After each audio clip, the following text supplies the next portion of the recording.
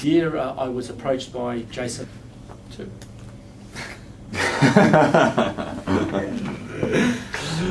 Okay, do it again. Look at you. Two. G'day, here with Duncan Yelds, the new mentoring coach for Positive Real Estate, just to get an idea on how you got involved with the coaching program for New South Wales. Cool, great. Basically, look, a while ago, Daniel, I was approached by Jason Whitten, one of the founders of Positive Real Estate and the mentoring program they have. I originally went through a mentoring program with Jason back in 2003, and it was an opportune time. I just left work with, a contract with the Aspire organisation, and came across, and Jason asked if I'd like to come on board and run the New South Wales franchise, as they were starting to expand their business. Yep. And he was finding it a lot harder to service all the clients across Australia, so he's set this franchise up, and I was fortunate enough to be given the opportunity to run New South Wales. Okay, great. So give us a bit of an idea of how you came to get involved in coaching for property investing in particular.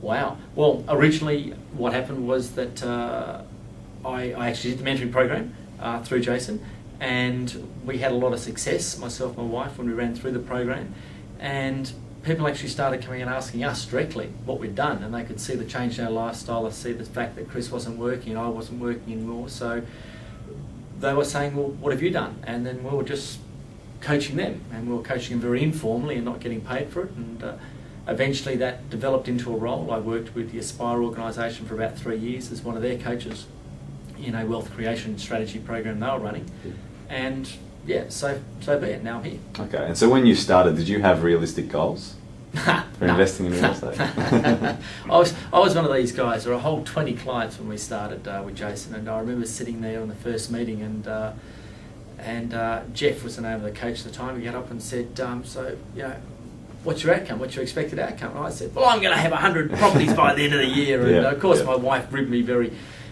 sturdily in the chest, and one of those things about having a partner that's a balancing effect in your life, which is great. But no, I didn't have realistic goals, bottom line. Okay, so more on Chris. So how do you and Chris work together? Oh, look, Chris is the balancing act in our whole relationship. I'm the guy that gets out there and I create all the ideas.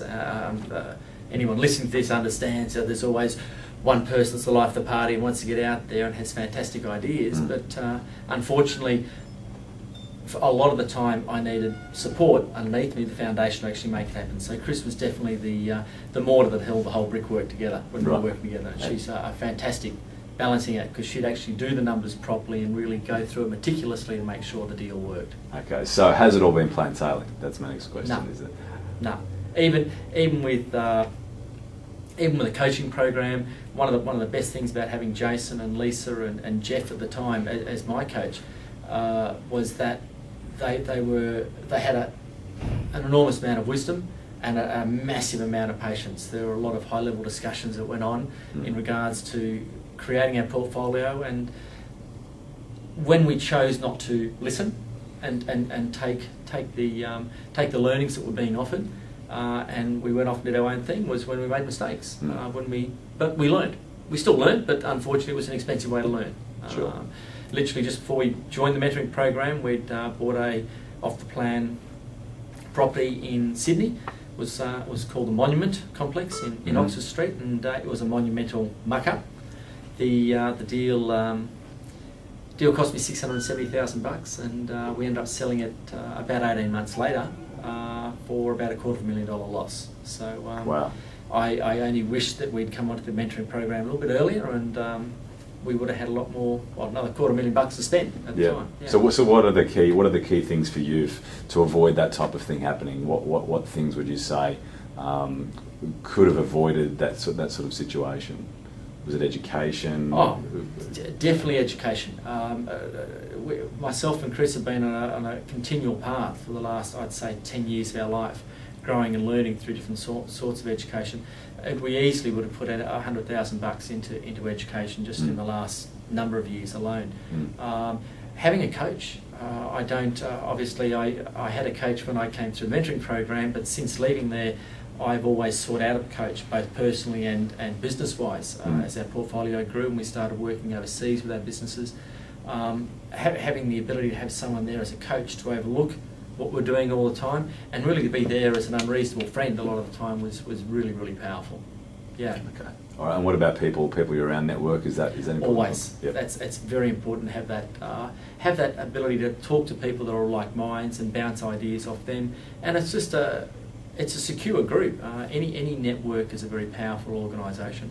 Yeah, sure. And so what, to you, what are the things that took you from, what did you have to do to take you from being financially dependent in a job to being in a situation now where you're in a financially independent position where you can choose to do what you want to do? What are the key things that... Look, there are a number of things. Look, there was having a coach. Yep. Really took us there. I mean, we both had, myself and my wife had run businesses. My wife ran hairdressing salons, I ran hospitals, and as a living. And so working hard. Working yep. Behinds off, really just getting your head down and tail up and just going for it. What else? Having the support, having the network, having a system, having a clear set of goals, absolute clarity and direction, and really once you've got those, sticking to them, and having someone that's going to keep you there, and believing in the long term. And so consistency as well. Consistency yep. and time. Just yep. the amount of time you take. It's not going to happen overnight. Yeah, and obviously the team, as you're saying, having coaches and people around you. Yeah, and it's not just your coach. It's when it comes down to your financial independence. It's your accountants, it's your solicitors, it's your bank, it's your finance people, it's your whole team that makes that whole yep. game work. You yep. can't just do it by yourself. You've got yep. to have that support. Okay, so the mistakes aside, even though you made mistakes along the way, you still had this team and the support around you, and you still were head down, tail up. What was the result of being involved in having the right group around you? What did you? What's the result of your work to date, I guess? Well, work to date. I mean, especially in that period through the coaching. I mean, for the first 6 months, really, we didn't do anything. We became very good at researching. Yep. Purely because the banks and the system at the time had stitched us up very nicely with yep. our property portfolio. But we were sitting on 5 properties when we came into the mentoring program, and although we 18 months later sold one of those properties for a $250,000 loss, we also still jumped ahead and bought another 20 properties in that yep. in that period, in that 18-month period, from the mentoring program. So that created financial independence for us, gave us a lot of cash flow at the time and balanced out our portfolio. Okay. It also gave us the ability, we released a lot of equity, and we actually went overseas and did about another 25 deals in the US, both by myself and with other people in syndicates. So okay. A lot of flexibility, and the portfolio is massively grown since then. Yeah. That's fantastic. That's a good result. And how many years since you started the program? It's 5 years now. 5 years since you started. So 2003, end of okay. 2003. That's a pretty good run. It's a great run so far. Yeah, and it's still growing. Yeah.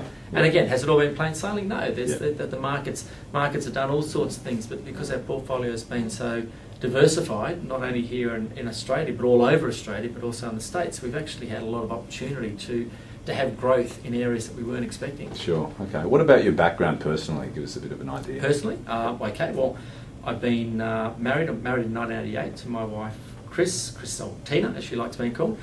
We have only a 6-year-old son. Mm-hmm. He's already got his first